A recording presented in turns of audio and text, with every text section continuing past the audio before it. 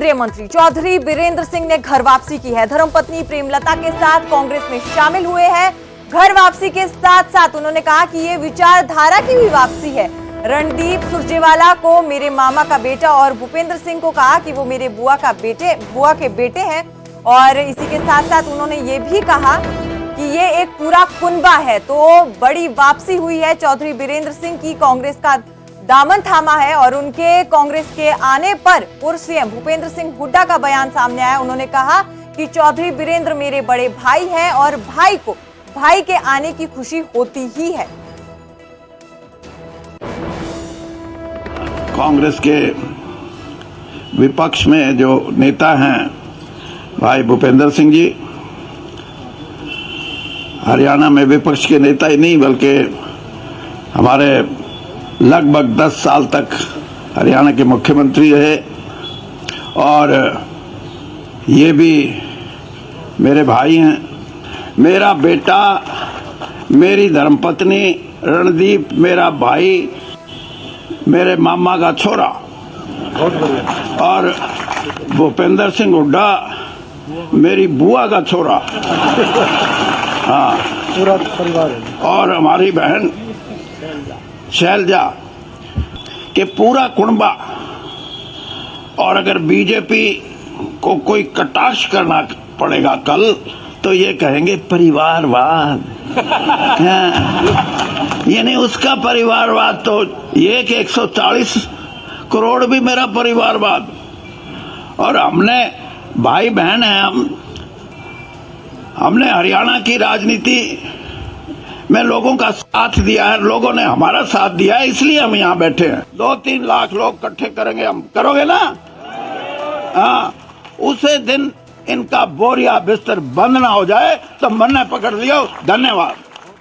अभी east and west, home is the best, ये पुरानी कहावत साबित करते हुए अपने घर वापसी में आए मेरे भाई चौधरी बीरेंद्र सिंह जी, मिसेस बीरेंद्र जी, रणदीप सुरजेवाला जी, शैलजा जी और हमारी बहन राजेंद्र कौर जी, खेड़ा साहब और हमारे सभी साथी जो यहाँ बैठे हैं, वह उपस्थित सभी सज्जनों व देवियों। देखिए, जब कोई व्यक्ति जाता है, बहुत दिन के बाद घर वापसी होती है तो सबको खुशी होती है, आने वाले को भी और जिस घर में आते हैं उनको भी।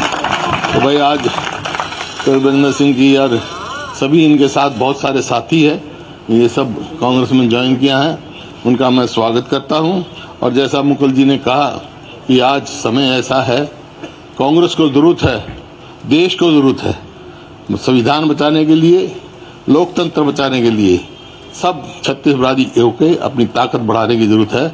जब ही हमारा संविधान बचेगा और लोकतंत्र बचेगा। तो आज सब आप आए हैं, बहुत बहुत आपका धन्यवाद। और चौधरी बीरेंद्र सिंह जी का और इनके साथियों का बहुत बहुत स्वागत। कांग्रेस में इनको पूरा समर्थन मिलेगा। मेरे तो भाई हैं, बड़े भाई, और इससे सब जानते हो, तुम्हारे को मेरे कहने की जरूरत नहीं। तो बहुत खुशी है, भाई को तो खुशी होती है भाई के आने की, तो वो हमारे खुशी है। बहुत बहुत धन्यवाद।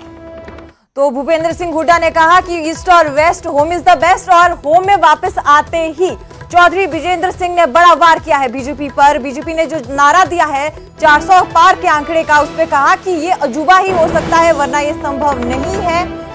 उन्होंने साथ ही साथ ये भी कहा कि 200 का आंकड़ा जो है वो भी अगर बीजेपी पार कर ले तो वो भी बड़ी बात हो जाएगी। वहीं कांग्रेस के बैंक खाते सील करने पर भी उन्होंने निशाना साधा। जो टाइमिंग है उसको लेकर उन्होंने कहा कि साल भर पहले कराने थे, चुनाव के समय ही ये क्यों करवाया गया। और उन्होंने कहा कि हमें भय नहीं सताता, हमारे पास कोई पैसा नहीं है। वहीं निशान सिंह के जेजेपी छोड़ने पर भी उन्होंने चुटकी ली। उन्होंने कहा कि निशान सिंह के बाद जेजेपी का कोई निशान नहीं रहेगा।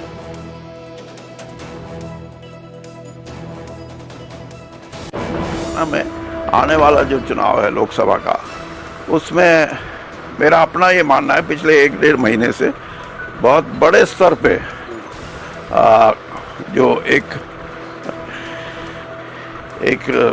हवा चल रही थी, एक एटमॉस्फेयर था भाजपा के पक्ष में, वो अब उसने अपनी दिशा बदल दी है और दिशा भी भाजपा के कार्यकलाप से बदली गई है। कांग्रेस का अगर आपको कांग्रेस के बैंकों के अकाउंट सील करने थे तो साल भर पहले करते या चुनाव होने के बाद करते। लेकिन जिस तरह कांग्रेस के बैंकों के खाते बंद किए गए, उससे आम जनसाधारण में यह है कि ये तो बहुत बड़ी ज्यादती है। इसी प्रकार से जो इलेक्टोरल बॉन्ड थे, उन्होंने भी साबित कर दिया कि जितना बड़ा घपला, और वो भी इसकी नई तकनीक से, यानी इंफॉर्मेशन टेक्नोलॉजी में। लगातार मैं कह रहा हूं, मैं फिर उस बात को दोहरा रहा हूं पूरी मजबूती के साथ और जिम्मेदारी के साथ कि ये पूरा का पूरा मामला भारत की राजनीति में आजादी के बाद से लेके सबसे बड़ा राजनीतिक षड्यंत्र है। एक गहरी साजिश के तहत यह मामला बनाया गया है और इस मामले के पीछे किसी घोटाले की जांच का मकसद नहीं है। दिल्ली की प्रचंड बहुमत से चुनी हुई अरविंद केजरीवाल को गिराने और खत्म करने का मकसद है। पंजाब की प्रचंड बहुमत से चुनी हुई सरकार को गिराने और खत्म करने का मकसद है। आम आदमी पार्टी की बढ़ती हुई ख्याति को और राष्ट्रीय पार्टी का दर्जा 10 वर्षों में हासिल करने की उपलब्धि को खत्म करने की कोशिश है। क्योंकि शराब घोटाला तो भारतीय जनता पार्टी ने किया है, वहां तो मनी ट्रेल मिल गया, 60 करोड़ का मनी ट्रेल मिल गया, लेकिन कोई कार्रवाई अब तक भारतीय जनता पार्टी के नेताओं पर नहीं हुई। और अरविंद केजरीवाल जी के मामले में झूठे गवाह तैयार किए जाते हैं, बेबुनियाद आरोप लगाए जाते हैं। 10-10 गवाहों के 10-10 बयानों को छिपाकर षड्यंत्र के तहत 2 ही बयान कोर्ट के सामने लाए जाते हैं। 10 बयानों में से 8 बयान छिपाकर मात्र 2 बयान कोर्ट के सामने लाए जाते हैं। और मैं फिर से दोहरा रहा हूं, मगुंटा रेड्डी, राघव रेड्डी के 10 बयान थे। अंतिम 2 बयान में जैसे ही उन्होंने केजरीवाल जी का नाम लिया, तुरंत उसके बेटे को बेल मिल जाती है। और मंगुंटा रेड्डी कौन है? आज की तारीख में वो एनडीए का प्रत्याशी है। आंध्र प्रदेश में नरेंद्र मोदी जी की तस्वीर लगा के वोट मांग रहा है, जिसके ऊपर भारतीय जनता पार्टी और ईडी ने शराब घोटाले का आरोप लगाकर उसकी जांच शुरू की थी। आज वो कैसे मोदी की तस्वीर लगा के वोट मांग रहा है? मुझे जवाब दो भारतीय जनता पार्टी के लोगों। शरद रेड्डी 12 बयान उसके